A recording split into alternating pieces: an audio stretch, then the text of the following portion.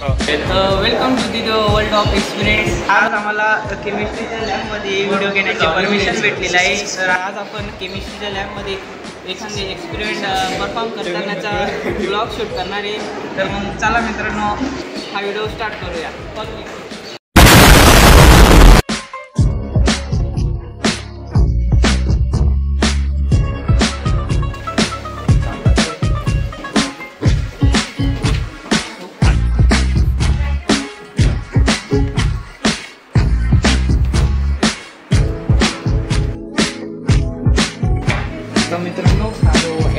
मित्रांनो हा आहे ना लॅबचा आहे ना सर्वात खतरनाक ॲसिड आहे. तर याच्याशी आपण आहे ना सोशल डिस्टन्स बनवून ठेवलं पाहिजे.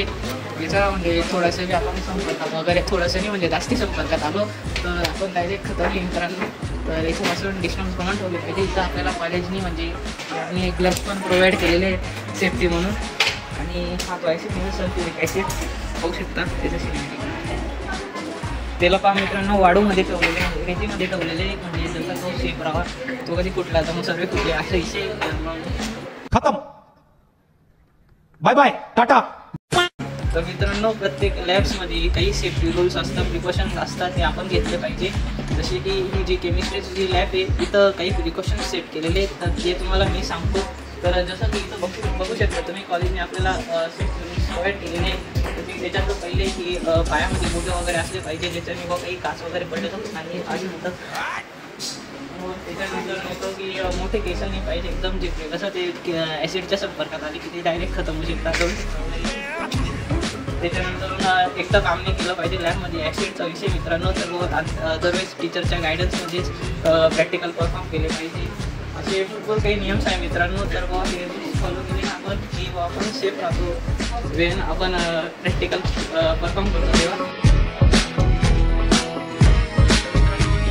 म्हणजे एवढी मित्र कंपनी गँग आहे आमची केमिस्ट्रीची जे दरवेळेस एक्सपिरियंट परफॉर्म करते. आतापर्यंत आम्ही 7 एक्सपिरियंट परफॉर्म केलेले मित्रांनो. तर आज आमचा 8वा एक्सपिरियंट आहे तोही मी तुम्हाला दाखवणार आहे. तर आपण बघूया. नवीन पा मित्रांनो इथं आपलं काय म्हणतात पोल वाटलं.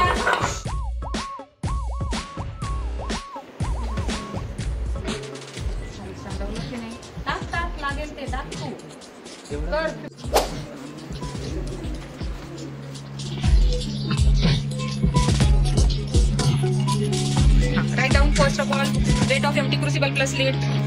Note down W1 is equal to 73.66. So after adding 1 gram coal, it becomes 74.66.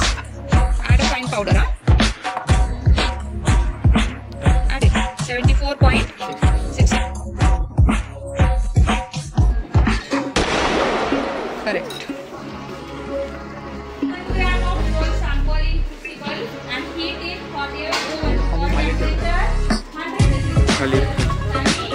Temperature 100 degrees.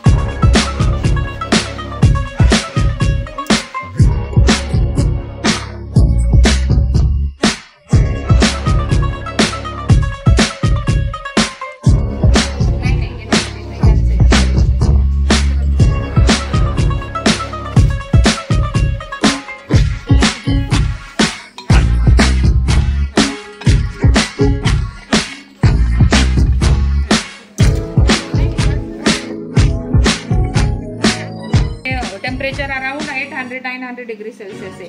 Atmosphere मधले गॅसेस पटकन अटॅक करतात.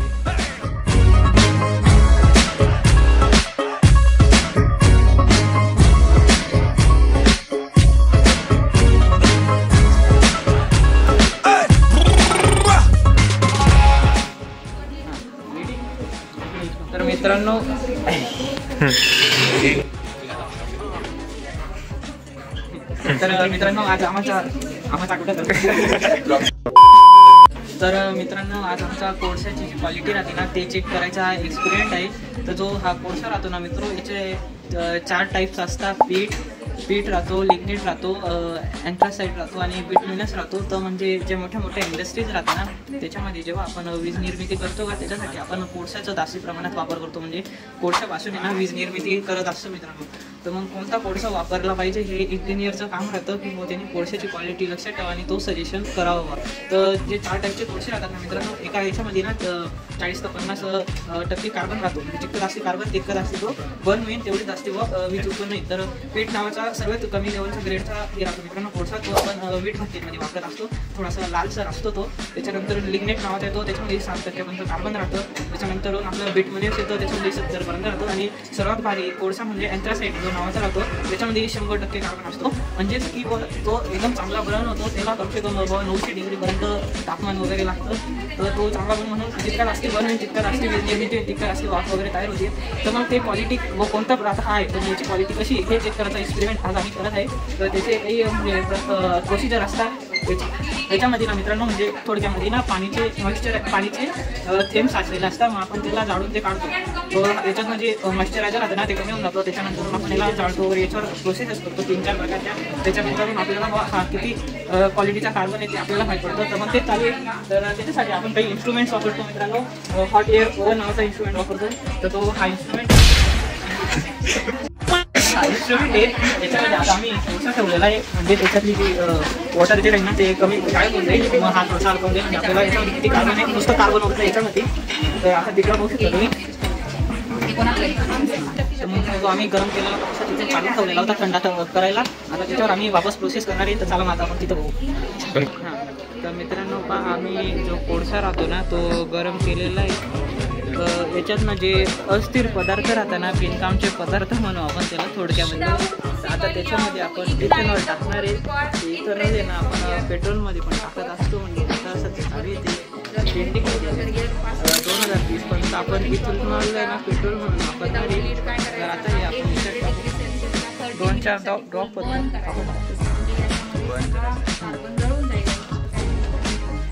परंपरेसाठी आपण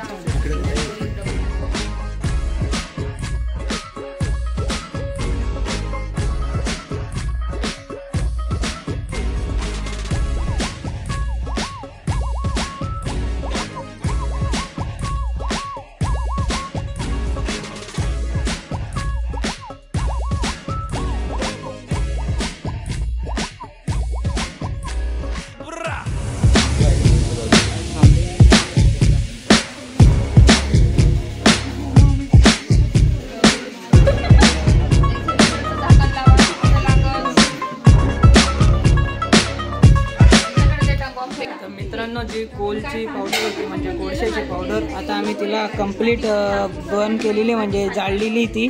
ते पाहू शकता जो कोळसा होतो तो आता ॲशमध्ये राखमध्ये राख बनलेली. आता याची जो काळा होता तो आता सफेदमध्ये आलेला म्हणजे ॲश बनली.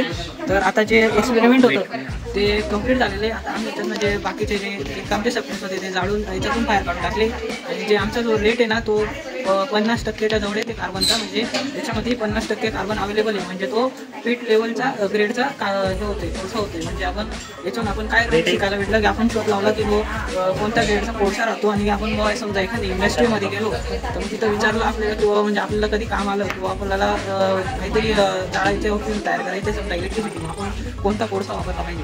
मग ही जी टेक्निक आहे ना हे मी याचा वापर करून तो शोध लावून म्हणजे कोळशाचं सांगू शकतो हा कोळसा आपण वापरला पाहिजे. तर असा आमचा हाचा दिवस म्हणजे प्रॅक्टिकलचा दिवस संपलेला आहे. व्हिडिओ बघण्यासाठी खूप खूप धन्यवाद. तुम्हाला कधी काही इन्फॉर्मेटिव्ह वाटलं असेल तर व्हिडिओला लाईक करा, चॅनलला सबस्क्राईब करा, बेल आयकन दाबून ठेवा म्हणजे येणाऱ्या व्हिडिओचे नोटिफिकेशन तुम्हाला पडत जातील. धन्यवाद.